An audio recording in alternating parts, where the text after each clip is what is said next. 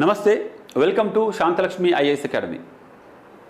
మన తెలుగు రాష్ట్రాల నుండి యూపీఎస్సీ సివిల్ సర్వీసెస్ ఎగ్జామ్కి అటెండ్ అయిన అభ్యర్థులు చాలామంది ఎగ్జామ్ రాయగానే వెంటనే చాలా బాగా ఆనందంగా సెలబ్రేషన్ చేసుకున్నట్టుగా మాట్లాడారు.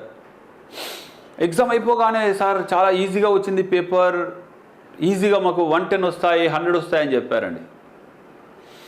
తర్వాత బయటకు వచ్చాక ఒక 1 డేలో మీరు ఆ కీ అని చూసుకున్నాక వెంటనే స్కోర్లు ఎక్కడికి పోయాయంటే 80కి పడిపోయాయి, 20-30 మార్క్స్ పడిపోయాయి. సో మరి కంపారేటివ్లీ పోయిన సంవత్సరం కంటే పేపర్ ఈసారి సులభంగా కనిపిస్తుంది. మరి అయినప్పటికీ ఎందుకు కట్ ఆఫ్ పెరగదు? ఖచ్చితంగా పెరుగుద్ది. అయితే ఆ పెరుగుదల కూడా పోయినసారి 75 అట్లా ఉంటే ఈసారి అది 100కి వెళ్తుందా, 110కి వెళ్తుందా? ఎక్కడి వరకు వెళ్ళే ఛాన్స్ ఉంది? గుర్తుంచుకోండి, మనము ఒక రేషనల్ గెస్సింగ్ లాగా మనకు తెలిసిన విద్యార్థి మిత్రుల యొక్క స్కోర్స్ను బట్టి మాత్రమే చెప్తాం. ఖచ్చితంగా ఇంతే అని ఫిక్స్ చేయలేం. ఈసారి కూడా మళ్ళీ 75కి రావచ్చు. ఎందుకు అంటే చాలా వరకు పేపర్ చూస్తే ఈజీగా ఉంది, పేపర్ నేచరు, పేపర్ యొక్క ఆ క్వశ్చనింగ్ విధానము చాలా బాగున్నాయి. నిజంగా చెప్పాలంటే కొంచెం సీనియర్స్కి అడ్వాంటేజ్ లాగా ఉంది. ఎందుకంటే కాన్సెప్ట్ని అప్లికేషన్ ఓరియంటెడ్గా ఆ క్వశ్చన్స్ వచ్చాయి. కొన్ని డైరెక్ట్గా చాలా చిన్నగా, అంతకుముందు లెంత్గా ఉండేవి. ఫ్యాక్ట్స్ ఒక లైన్లోనూ మీకు ఆన్సర్ తెలిసిపోద్ది. ఒకప్పుడు 3-4 లైన్స్ మొత్తం కూడా మనము చాలా లెంత్గా ఉన్నాయి చదవాలి. ఇప్పుడు అదేం లేదండి, డైరెక్ట్గా 4 ఆప్షన్స్లో ఒకటి టిక్ చేయొచ్చు. ఇంతకుముందు 4 ఆప్షన్స్ చదివి మళ్ళీ అందులో 1, 2, 3 కలిపి. కాబట్టి పేపరు తెలిసిన ఏరియా నుండి వచ్చాయి, ఆ క్వశ్చన్స్ తెలిసిన ఏరియా నుండే వచ్చాయి. కానీ కొంత అందులో ట్రాప్స్ ఉన్నాయి.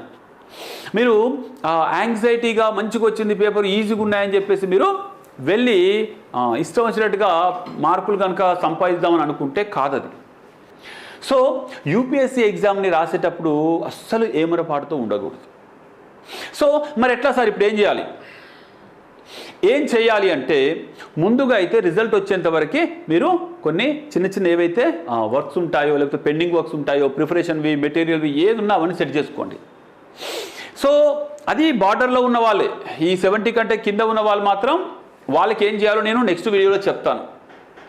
సో ఎవరైతే 70-75 పైన ఉన్న వాళ్ళైతే మీరు ఏవైతే మీ మెటీరియల్స్ ఇంకేమైనా రీషఫుల్ చేసుకునేది ఉంటే, లేకపోతే ఎథిక్స్, ఎస్సే, ఆప్షనల్, వీటిని రివిజన్ చేసుకునే ప్రయత్నం చేయండి. కానీ అస్సలు కూడా మనము ఈ గేమ్లో ఓడిపోలేదు. ఇది ఒక యుద్ధంలో ఒక చిన్న పార్ట్. బ్యాటిల్స్లో మనం ఓడిపోవచ్చండి, కానీ యుద్ధం గెలవాలి. అంటే ఏంటి? వార్లో గెలవాలి. మనం బ్యాటిల్లో ఓడిపోవచ్చు, ఒక బ్యాటిల్ ఓడతాం, ఒక బ్యాటిల్ గెలుస్తాం.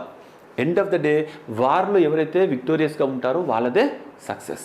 కాబట్టి ఎండ్ ఆఫ్ ద డే ఒక అటెంప్ట్ పోయినా, ఇంకో అటెంప్ట్ అటు ఇటు అయినా, లాస్ట్కి మీరు ఇక్కడ నుండి వెళ్ళేటప్పుడు ఏ ర్యాంకు తోటి, ఏ సర్వీస్ తోటి వెళ్తున్నారనేది ఇంపార్టెంట్. All the best.